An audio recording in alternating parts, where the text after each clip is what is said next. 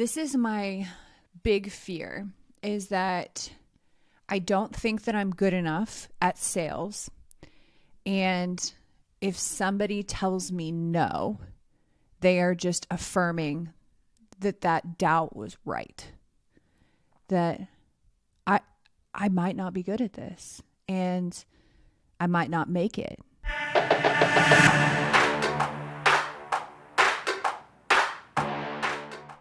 Hey, welcome to the Insurance Buzz. We are your host, Michael and Courtney Weaver. Hello, hello. What's going on, Courtney? I have a big juicy topic that we're going to be talking about today. And if you are listening and you are struggling with closing your prospect, closing your customers, getting the sale, getting the deal, this episode is for you because I know exactly why you're not hitting your target. I know exactly what it is. What's up? You are not asking for the sale. Ooh! That's it. You're not doing asking? it. Nope. Not asking correctly? Not asking correctly, not asking at all. all. You don't know what it looks like to ask for the sale. And I'm saying this because I have been there, and it's something that we coach and we speak to all the time. This is probably the most common theme when we are talking with producers or we're talking with agents, is assuming, is going for the ask, actually asking for what you want. So it's funny you're bringing this up. Yeah. So I was just doing I had a call with a producer, so John, about 3 months ago. And so I actually it's funny you're bringing this up because I just checked back in on him. But 3 months ago, 3 months ago, and he was a 3-month producer at this point in time. And so when we jumped on a coaching call, I was like, all right, well, walk me, because he's not hitting his numbers. He's feeling not confident. He's feeling frustrated. The agent's not happy. He's not making the commission checks he wants. And so. Yeah. And then you start questioning, like, should I get a different job? Is this what I should be? Yes. You start questioning 100%. your whole purpose and your whole identity. And can I provide for my family? And all this doubt starts to creep in. We discussed that on the call. He's like, Michael, I don't know if this is for me. And your confidence gets shot, all of it. Yes, he was beat up for sure. So I'm like, well, let's just role play. Let's role play real fast so I can pinpoint where at it in the conversation. So, of course, we practice the first half of the conversation. And so we go through the elevator pitch and the rapport building and the hot button and qualifying the lead. And I'm like, that's pretty good. Like, tweak this, tweak this, tweak this. But, yeah, you're with it. So let's try the presentation. So we go through the presentation, and he uses the storytelling. And I'm like, well, this is sounding pretty good. Like, you're doing some good stuff. And he goes into the value statements, and then he goes into the recap. And then he presents the price. And then he just waits. I'm like, bingo! We have found a major problem. You're not telling the customer how to get started with you. You're not telling them what they need. It was just a role play of, hey, for everything we're doing today for you, it's going to be $250 a month. And that was it. That's it. That little tweak, though. So, long story short, after 3 months, he has more than tripled his production in 90 days. Just by assuming the sell, going straight into the close, making sure it's simple for the customer, and most importantly, telling the customer, like, hey, this is what we need to get started. So, would you agree that is the most important piece in the entire sales presentation? Yeah. And that's the number one reason that you might not be closing as many deals as you want, or you might not be closing the prospect. Is that the number one reason? Well, if you don't know how to ask for payment information, it's going to be hard to close deals. So yeah. I'm going to say yes on that. So, because here we go. I mean, just in this case, he goes from writing 20 to 22 policies a month to now 3 months after this call, 60 policies. Like, tripled production in 90 days just by assuming the sell. And so when I say assume the sell, it's, hey, Mr. and Mrs. Customer, for everything we talked about today, it's going to be $250 a month. Are you putting that on a Visa, MasterCard, or American Express? So why do you think that there's that hesitation? So fear. Yeah. fear of coming across, I'm sure, as pushy, or fear of upsetting the customer. All these fears that we make up in our mind because we are either our worst enemy or our best friend. And it just so happens that when you're getting started off in sales, and especially when it comes to money, because we're not used to talking about money. I mean, in my household growing up, we never talked about money. When you're asking people for payment information, like, this is hard for a lot of people. This was hard for me when I very first got started, and I know that it's the same for you. It's still uncomfortable for me because it's twofold. Because not only do I have to ask for money, I have to ask for payment information, which gives me like a ball in my throat to talk about. I also have to ask for what I want, and I have to be very clear to the customer. Like, I have to tell them what to do. And that, for me, still, there's that hesitation of, I don't want to be told no. I don't want to be rejected. I don't want to sound stupid. Fear of rejection, fear of no. Yep. Because I'm trying to learn something new. I would agree. It's a lot of fear, and it's a lot of like, if I don't do this, I put it almost like on this pedestal, because this is how you get paid. This is how you make a living. So you almost I almost tie my identity up in being able to provide and who I am as a person with, how I am showing up at work. And there's just a lot of... Let's dive into this just real fast though. And then I want to share, I want to dive into this just real fast, but then I want to share maybe some things of what not to do. Yeah. Like as you go for the close, let's role play. Yeah. How to actually assume the sell with a couple different variations of getting the payment information. But you brought up an interesting one that I didn't say earlier. Fear of rejection, fear of no. Yeah. What scares you about no? Okay, so this is my big fear, is that I don't think that I'm good enough at sales. And if somebody tells me no, they are just affirming that doubt was right. That I might not be good at this, and I might not make it. And who am I to do it? So it's this deep, I don't even know how to describe it, but you feel very insecure of, I have to ask for something. And if they tell me no, trying not to take that personally, of it's not a no to me, it's a no to the product, or the thing that I'm offering to sell. So I think it's that. I think it's this fear of, number one, I don't want to sound stupid, so I want to do it right. And number two, I don't want to be rejected, because then it's like, oh man, maybe I'm not good enough for this. Maybe I'm not cut out for this. Maybe I shouldn't be doing this, Yeah, is that the story you're telling yourself? Oh, absolutely. Yeah. That's the thing that drives me, is to prove that I am capable, I am worthy, I can reach my potential, and so that only comes with reps. Like I know that, but there's still that hesitation and that fear of, God,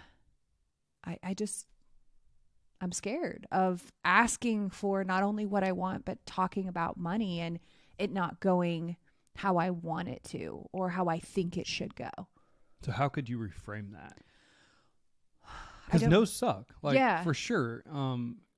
Until you get your reps in. Until you get your reps in. No's can beat it, can get at you. They can beat you down. They can, So I hate that, because that is literally the answer to everything. Like anything that you want, if you are a beginner, the only way you have to push through that is by taking action towards it. So I know that it's there. So I think the reframe for me is to, instead of focusing on the no, I always want to focus on, if I don't offer this, what happens to them? Like putting almost my fear, like it's still here. It's still, very present. but putting a bigger fear in front of it of, okay, so my fear of rejection is very much a me thing. Like I don't want to be told no, and this insecurity. But if I put the fear of, if something happens to them and I didn't ask this question, is that a bigger fear that can drive me? So that's what I've done to reframe. Okay. Is let a bigger fear drive of, number one, I don't want to be the person that doesn't ask them about life insurance, about their liability, that doesn't have the balls to say, hey, I know nobody's talked to you about this. I want to be the person that talks to you, because what if something happens to that person? So that's a bigger fear that I've just put in its place. And that kind of goes in line with not reaching my potential. So I can be scared.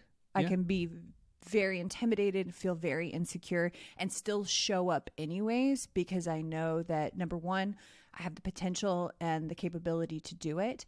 And number two, I'm going to miss an opportunity to change somebody's life if I don't get out of my own way. I love that. Yeah. Thank you for sharing. Yeah.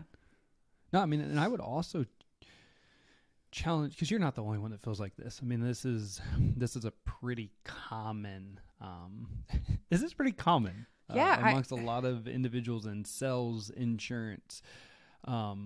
So I would also I don't want to say challenge, but consider controlling the controllables. All you can do is control the conversation. You can control your development. You can control. And so at the end of the conversation, if they say no, don't take it personal. Like, releasing the outcome. Yeah. You can only control a great conversation and educating the customer and asking for the sell in the proper way. But if they say no, they're not saying no to you. They're just saying no to the product you offer. Yeah. But I still think that that's hard to differentiate. It is. And also remember, a no is a no for now. It's not a no forever. Yeah. But if you go for no, eventually you're going to get a yes. Yeah. And the more reps you get, the less no's you'll get, the more yeses you'll get. But it's not always easy to overcome that fear. And that's why you just have to push through and control what you can control. So we're talking a lot about what you can do to get better at the ask. And I would like to know, how do you practice and how do you actually start implementing this? Because I know in like the fiber of my being that change requires action. So it's going to require practice, and that's the only way you get, I'm not even going to say comfortable. I'm going to say that you get less uncomfortable until you kind of work to that transition of, all right, I'm confident. So how do you practice the ask? How do you practice assuming? Like, what does that look like? Yeah, I mean, do you practice on customers? Do you practice on? Great question. So no, you never want your first conversation of the day to be with a customer. So you want to practice with your teammates. Look, there's lots of development out there. There's lots of free material. I'm a fan of paying for training, because when you pay for something, you're actually vested in it. But if you're somebody that's like, I don't want to pay, like, then take the time and go on YouTube, like, develop yourself. Like, you owe it to yourself, you owe it to your family, you owe it to your customer to master your craft. And so that's the number one thing, like, develop and train. And then you want to practice with your teammates in the morning times is what I always recommend before the day gets started, so that your first conversation is with a teammate, to where you get the jitters out, you practice, you get consistent, overcome an objection or two, and then you get on the phones and let's go real. Like, let's make it real life. Does that make sense? Yeah, absolutely. All right, so let's role play some asking for the sale, what it sounds like. Yeah, so two different variations here. So the one is like I just said. So, hey, Courtney, for everything we talked about today, it's going to be $250 a month. Do you want to put that on your Visa, MasterCard, or American Express? Okay. Does that make sense? Yep. Okay. So that is super direct. It's super simple, because you're telling the customer exactly what you need to get this going. Like, and if you're a company that's routing an account number, hey, for everything we talked about today, it's $250 a month. Do you have your routing account number or debit card available? Like, it's the same. Like, you just have to make sure that you put your payment information, but most importantly, what you should get from here is being direct and clear in communication. What do you need to get this going today? Because at the end of the day, you don't actually help the customer until they sign on the dotted line. Now, I know you can't control the yes or the no, but you don't actually help them. You can have a great conversation with somebody. You can build rapport. You can find these commonalities. You can build the know, like, trust. You can educate them on how bad of their current policy is and what you're doing for them and why it's so much better. But if you don't actually help them, if you don't actually get payment information to help them change their situation, you haven't actually helped them. And that's why asking for payment information or asking for the sell is so critical. Because if you get to the end of a conversation, and I'll get back to another role play here in a second to give a different variation, but if you get to the end of a conversation and say, so this is what you don't want to do, all right? You get to the end of a conversation, and, hey, Courtney, for everything we talked about today, it's going to be $250 a month. How are you responding as a consumer? Like, let's role play this. Okay. Hey, Courtney, for everything we talked about today, it's going to be $250 a month. Okay. Can you email that to me? All right, let's probably again. Hey, Courtney, for everything we talked about today, it's going to be $250 a month. Do you have any questions? Well, I need to talk to my husband. Hey, Courtney, for $250 a month, what are you thinking? It's a lot to digest. I need to think about it. So these are all what not to do. All right, do not do that. Well, and it's interesting even hearing you like rapid fire those to me. I know what to do being in the insurance space and being a consumer. And I'm still like, you didn't ask. So I'm still kind of You have no idea. Yeah, I'm like, I don't know what to say here. Yeah. Hey, Courtney, for everything we talked about today, it's $250 a month. You want to put that on your Visa, MasterCard, or American Express? American Express. I need my points. But see? Yeah. Like, so there was clear direction. So there is, look, you're asking for payment information. So there's only two options here. They're either giving you payment information or they're giving you an objection. Yeah. Like, let's take the guesswork out of this. Like, they're either signing up and you're helping them, or they're going to say, I need to talk to my spouse. Can you email it? I need to think about it. I need to go check with my other agent. I'm getting other quotes. Okay. Like, those are typically that's more than I was hoping for. All right, well, cool. It could be more. You put it on your Visa, MasterCard, American Express. Like, you know what I'm talking about? Like, and the other thing is the close is logical. All right, before we get into that, I could go on a tangent here. So let's role play another one real fast. So, I like that. I like being direct in communication. This is what you need. Another variation of this that you could use is, hey, Courtney, for everything we talked about today, it's going to be $250 a month. What day of the month do you typically like to pay for your insurance? 15th. Perfect. What we can do is get everything going today, and then every month after this month on the 15th, your payment will automatically pull out. Do you want to put that on your Visa, MasterCard, or American Express? American Express again. Let's go. I like those. All right. So we just got 2 yeses. This is great. You're making me feel good about myself. All right. So the other thing I want to reiterate here is, number one, be super clear in your communication. Make it simple. It's like the old analogy, KISS. Keep it super simple. All right.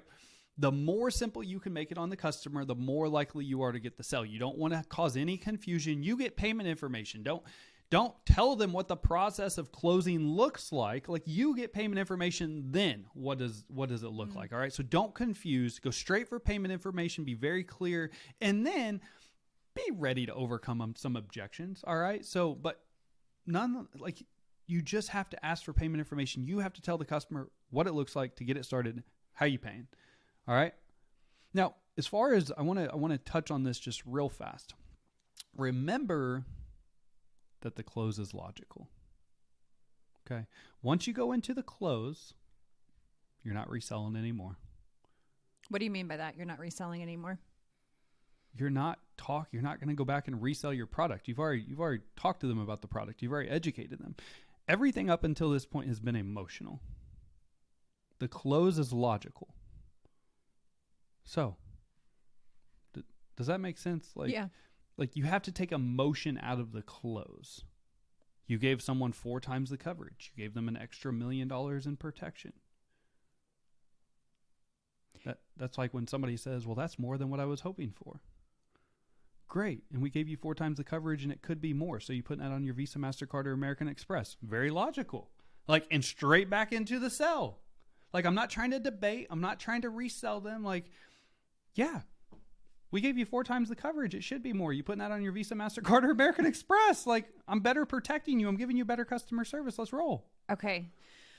Love this. And this could be a podcast in itself, but but it is something important that I just wanted to drop a little nugget. Like, the close is logical. Take emotion out of the situation and close off of logic. So I want to speak to the uncomfortable silence that comes after. Yeah. The more uncomfortable, the better. So the first person to talk loses. So you asked for the sell. Sorry, I'm cutting you off right now because I'm so excited. So when you say, hey, Courtney, for everything we talked about today, it's going to be $250 a month. You're putting that on your Visa, MasterCard, or American Express.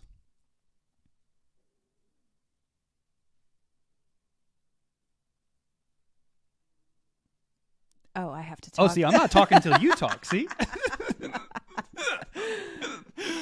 We're still here. I promise. We're still here. Yeah. But see what I'm talking like? Yeah. I'm not going to talk until you talk. Yeah. Because what I hear a lot, and I will do this myself, I don't like silence. So I will start to fill it. Mm-hmm.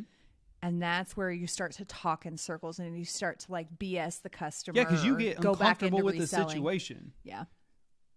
And that's fine. It doesn't matter if they're on the phone or across the desk. This is the best part. When they start to get fidgety in their seat, I used to laugh inside because I'm like, ooh, they're going to say something. Is it going to be yes or no? But I'm not talking until they talk. The first person to talk in that situation loses. If you do not allow the customer to get uncomfortable and work through their emotions and their process, you're cheating the customer and you're cheating yourself. Let them tell you whether it's payment information or an objection. Don't go into reselling. Don't go, just stay silent, ask for payment information, and stay quiet. So good. Remember, first person to talk loses. I know. Now the rest of the podcast is just going to be complete silence. So, no, this is a great topic. I would agree. I love that you brought this up. So yes, if you are struggling right now closing sales, always assume the sell. Go straight into payment information. Make sure it's super simple on the customer. Just tell them exactly what you need. Great. For everything we're doing today, it's going to be $250 a month. Putting that on your Visa, MasterCard, or American Express today. Yeah. Super simple. Make it simple. Don't explain the closing process until after you've gotten payment information. Sit in the silence. Make Too it much weird. information makes the buying process complicated. Yeah. Simplicity wins. Well, because then I start to get decision fatigue. Yes. Because you're like, now you've made it hard. I'm like, ugh. So when does this typically get brought up? It typically gets brought up when somebody asks for payment information and there's silence on the phone. Oh, well, let me tell you what the process looks like. No, don't do that. Do not. Like, just sit in the silence, wait until they give you either payment information, objection, and then go from there. But always, always, always assume the sell. Always, always, always assume the sell. You have to ask for payment information. Let's talk about hesitation, because silence is good after you ask for payment information, but silence is not good before you ask for payment information, correct? You just roll right into it after you present. Oh, never hesitate after you present the price. Yeah. I thought you meant like asking questions. I'm like, no, you want to listen. No. So yeah, the big thing is with that, no hesitation. When you deliver the price, it's straight into payment information. What do you need to get this going? Okay. Great question. Yeah. So building confidence. Mm-hmm. Reps, practice, develop, read books.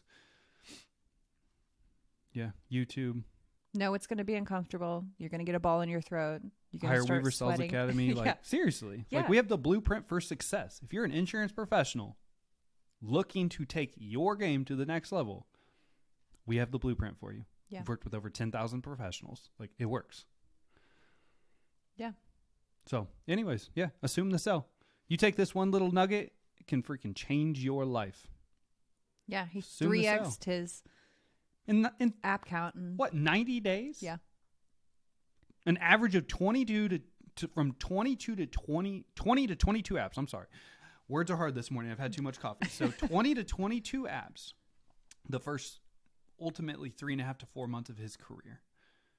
After one coaching call and starting to assume the sell, he's at 60 apps now.